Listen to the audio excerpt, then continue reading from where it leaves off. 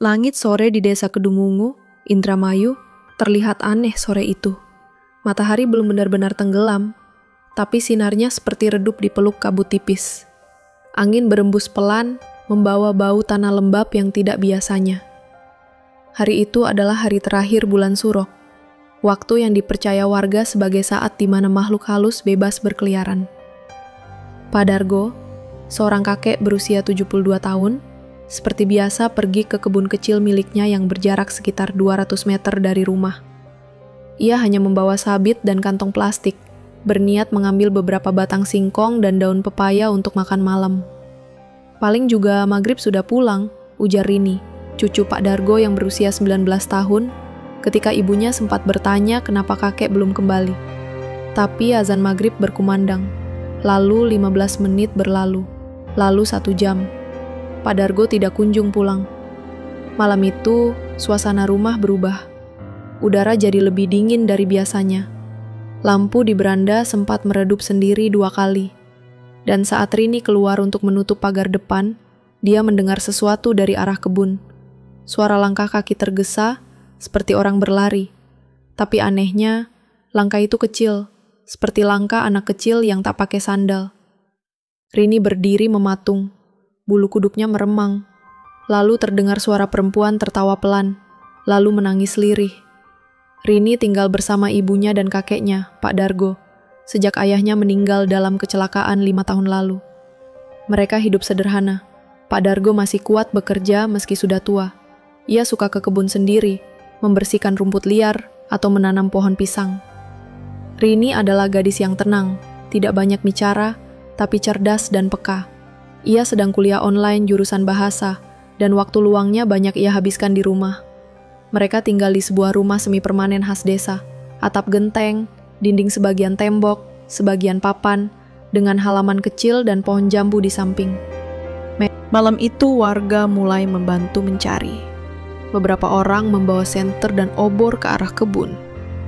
Namun kebun yang biasanya terang oleh bulan, malam itu seperti diselimuti kabut gelap.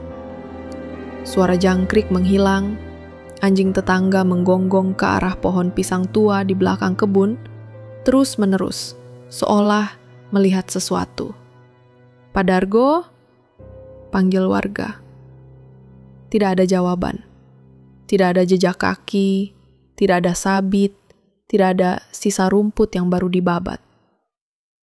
Rini memeluk ibunya di beranda, tubuhnya menggigil bukan karena dingin, tapi firasat yang menekan dadanya. Saat semua orang masuk rumah, Rini melihat sesuatu dari jendela kamarnya. Seseorang atau sesuatu berdiri di dekat pohon pisang. Rambutnya panjang, menyentuh tanah, bajunya kompang-camping, tangannya memegang tangan seorang anak kecil. Tapi yang membuat Rini hampir menjerit adalah anak kecil itu seperti tidak punya wajah. Malam pertama tanpa Pak Dargo dilalui dengan gelisah. Ibunya menyalakan radio kecil sambil membaca Yasin. Rini berusaha memejamkan mata, tapi suara aneh mulai terdengar. Hehe, ayo ikut, mau main kan? Itu suara anak-anak, lirih, dekat sekali, seolah tepat di luar jendela. Rini membuka selimut perlahan dan melihat keluar. Di tanah yang kering, ada jejak kaki kecil. Menuju pintu samping rumah, Rini memberanikan diri bangun, turun dari tempat tidur, membuka pintu perlahan. Tidak ada siapa-siapa. Tapi dari kejauhan, di kebun belakang, terdengar suara seseorang memanggil. Suara Pak Dargo. Tapi suaranya terdengar aneh. Bukan seperti kakek tua, tapi seperti anak kecil yang menirukan suara orang tua. Keesokan harinya, pencarian dilanjutkan. Warga makin resah. Beberapa mulai berbisik tentang Wewe Gombel, makhluk legenda yang konon menculik anak-anak dan orang-orang yang dirasa kesepian. Namun Pak Dargo bukan anak-anak. Tapi satu hal yang mereka lupa. Wewe Gombel tidak hanya menculik anak, ia menculik siapapun yang kesepian, dan dianggap layak dijadikan pengganti. Dan di usia senjanya, Pak Dargo sering duduk sendiri di teras saat sore, berkata, "Kalau bisa, aku pengen ketemu cucuku yang dulu meninggal pas masih bayi." Kalimat itu baru sekarang terasa seperti panggilan untuk sesuatu yang menunggu di pohon belakang rumah. Malam kedua setelah hilangnya Pak Dargo, tak kalah mencekam. Di desa Kedungungu, cerita tentang Wewe Gombel yang sebelumnya hanya dianggap dongeng tua, kini mulai mengendap ke dalam ketakutan yang nyata. Warga yang tadinya ramai ikut mencari, kini mulai enggan keluar malam. Bahkan Pak Lurah sendiri menyarankan agar pencarian dilanjutkan pagi saja. Namun, keanehan tidak menunggu pagi. Ia datang diam-diam di tengah malam, ketika jendela terbuka sendiri dan seseorang atau sesuatu mulai mengetuk pintu rumah Rini. Rini terbangun karena suara lembut yang terus memanggil namanya dari luar jendela kamar. "Rini, buka pintunya, Nak." Suara itu terdengar halus, seperti suara perempuan paruh baya, dan nyaris seperti suara ibunya. Tapi Rini tahu betul, ibunya sedang tidur di ruang tengah. Ia duduk perlahan dari tempat tidurnya, tangan gemetar, dan berjalan mendekati jendela. Dari celah tirai tipis, ia melihat sesuatu berdiri di luar. Siluetnya tinggi, rambut panjang menjuntai seperti rumput basah, dan ia menggendong seorang anak kecil. Anak itu tidak bergerak, wajahnya kosong, seolah hanya boneka, dan di bawah jendela ada jejak kaki kecil. Pagi harinya, Rini melihat tanah di bawah jendela benar-benar ada jejak kaki, kecil dan telanjang. Tapi tanah di sana keras dan kering, tidak seharusnya meninggalkan bekas. Ibunya sempat melihat juga, tapi alih-alih panik, ia justru mengambil air dan mulai memerciki sekeliling rumah sambil membaca doa-doa pelindung. "Ini sudah ganggu rumah," kata Busri, tetangga sebelah. "Kalau benar itu Wewe Gombel, dia bukan cuma ngincar anak-anak. Dia bisa ambil siapapun yang dia anggap bisa dia rawat. Kata itu terasa sangat ganjil di telinga Rini. Siangnya, beberapa warga, termasuk Pak Ujang dan Pak Darma, mencoba menyusuri kembali area kebun di belakang rumah Pak Dargo. Tapi, ketika mereka melewati pohon pisang besar yang menjulang seperti payung raksasa, Pak Ujang tiba-tiba berhenti. "Gak salah ya, Mas?" katanya pelan. "Itu tadi kayak ada yang berdiri di belakang pohon." Pak Darma mengernyit. Tapi sebelum ia menjawab, Pak Ujang jatuh pingsan di tempat. Tubuhnya dingin saat disentuh, dan anehnya, napasnya pendek-pendek, seperti anak kecil yang abis menangis. Ia langsung dibawa pulang, dan sejak hari itu, Pak Ujang tak pernah bisa bicara lancar lagi. Kadang ia hanya menatap kosong, kadang ia menjerit tengah malam. Satu-satunya kata yang selalu keluar dari mulutnya berulang-ulang adalah diangkat, digendong. Malam ketiga, ibunya Rini akhirnya ikut mendengar suara anak-anak tertawa dan berlari di dapur. Piring-piring tiba-tiba berjatuhan sendiri. Ketika mereka membuka pintu dapur, tak ada siapa-siapa. Tapi aroma bedak bayi menguar samar di udara. Dan di lantai kayu dekat meja makan, ada bekas tangan mungil yang menempel seperti basah. Rini mulai tidak tahan. Ia memutuskan menghubungi seorang ustadz muda yang dikenal sering menangani gangguan mistis di daerah sekitar, Ustadz Ilham. Ustadz Ilham datang sore itu menjelang maghrib. Ia membawa tas kecil berisi air doa, garam kasar, dan beberapa kitab kecil. Setelah memutari rumah, ia mendadak berdiri kaku di bawah pohon jambu di samping rumah. Lalu ia berkata lirih, "Ada yang menunggu di sini." Tapi bukan makhluk jahat biasa. Bukan jin, tanya Rini. Ustadz Ilham menggeleng. Lebih tua dari itu. Dia bukan mau mencelakai, tapi dia mau mengambil kembali sesuatu yang dulu diambil darinya. Pak Dargo, tanya Rini cepat. Ustadz Ilham menatap Rini, lalu perlahan mengangguk. Kalau firasat saya benar, Pak Dargo sedang ditahan. Di tempat yang gak jauh dari sini, tapi tak terlihat oleh mata biasa. Dan yang menahannya adalah sosok yang sudah menganggap kakekmu sebagai miliknya. Sore menjelang maghrib, Ustadz Ilham memulai ritual kecil di belakang rumah dekat pohon pisang. Ia menyiram air doa ke tanah sambil membacakan ayat-ayat. Beberapa menit berjalan tenang hingga tiba-tiba angin kencang bertiup dari arah pohon pisang. Daunnya bergetar keras. Langit meredup seolah mendadak malam. Dari dalam rumah, Rini dan ibunya mendengar suara lirih seorang perempuan menangis. Dan tawa kecil seorang anak yang seperti bergema di dinding-dinding rumah. Lalu, pohon pisang itu bergerak sendiri. Akar-akarnya seolah menggeliat. Ustadz Ilham membuka matanya lebar-lebar. Besok pagi kita harus cari ke arah hutan di belakang desa. Kalau benar dugaan saya, kita akan temukan Pak Dargo.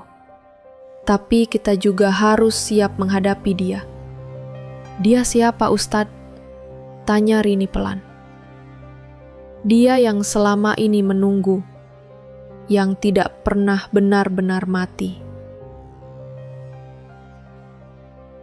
Langit desa Kedungungu masih diliputi mendung.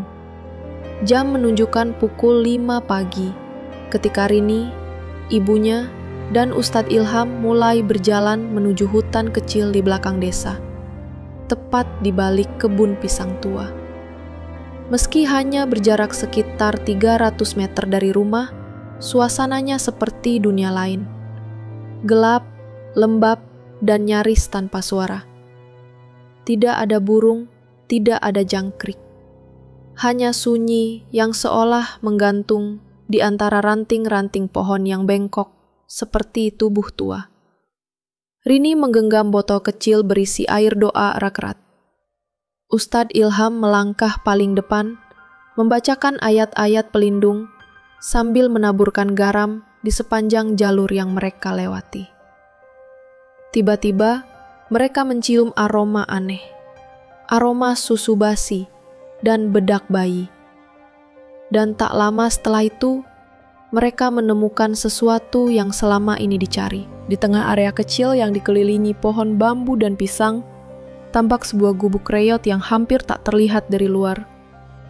Atapnya dari daun kelapa kering, dindingnya setengah runtuh. Dari dalam gubuk itu, terdengar suara nyanyian. Suara perempuan dewasa yang mendayu, seperti menina bobokan anak kecil.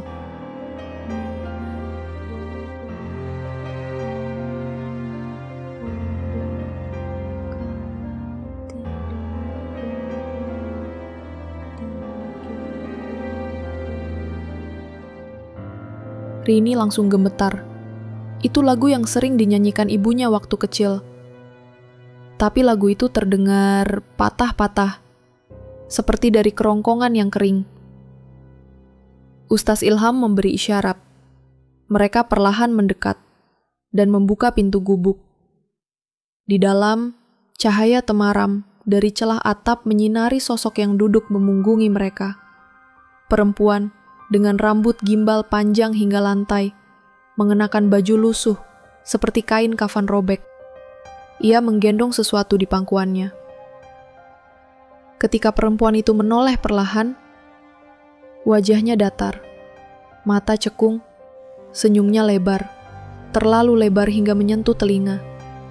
Yang ia gendong adalah Pak Dargo. Tapi bukan seperti kakek yang mereka kenal. Pak Dargo mengenakan baju anak-anak. Matanya kosong, dan ia sedang menyusu pada perempuan itu. Rini nyaris menjerit. Ibunya langsung mundur ke belakang, menutup mulut. Ustaz Ilham maju dengan suara keras. Allahu Akbar, pulangkan yang bukan milikmu. Wewe Gombel menggeram, tapi tidak marah.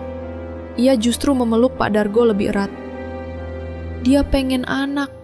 Dia pengen teman main buat yang dulu ditinggal. Dia mau ganti. Dia kesepian. Lalu tiba-tiba, di belakang gubuk, terdengar suara tangisan anak kecil. Suara itu tak berasal dari satu arah, tapi dari segala arah, mengelilingi mereka. Tanah di sekitar mulai retak. Kabut turun. Udara membeku. Pak Dargo menatap Rini dan tersenyum kecil. Mbak, maaf ya, Dargo nakal. Dargo nggak pulang-pulang.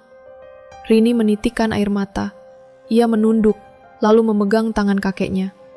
Kek, pulang ya, Rini kangen, ibu juga. Pak Dargo terdiam, lalu matanya mulai berkedip. Tatapannya seperti sadar, dan untuk pertama kalinya, ia berkata dengan suara aslinya. Aku, di mana ini? Astagfirullah. Setelah Ustaz Ilham membacakan ayat-ayat perlindungan dan menyiramkan air doa, makhluk itu mulai memudar. Perlahan seperti asap terbakar. Wajahnya tidak marah, tapi sedih. Sebelum lenyap, ia berkata satu kalimat. Kalian punya anak, jaga baik-baik.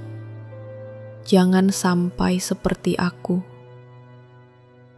Suara itu lenyap bersama kabut. Gubuk yang mereka masuki pun mulai hancur, seolah tak pernah ada. Tanahnya menjadi kosong kembali. Pak Dargo dibawa pulang. Badannya lemas. Ia menangis seperti anak kecil selama 2 hari penuh, sebelum akhirnya kembali bisa bicara normal. Dari cerita Ustaz Ilham, diketahui bahwa Wewe Gombel tidak sekedar menculik. Ia meminjam orang-orang yang merasa kesepian, ditinggalkan, atau pernah kehilangan secara mendalam. Pak Dargo memang sering duduk di teras sore hari, berbicara sendiri, menyebut cucu bungsunya yang meninggal karena demam saat bayi, anak dari anak sulungnya yang kini merantau dan jarang pulang. Rasa kehilangan itu mengundang sesuatu dari dunia lain.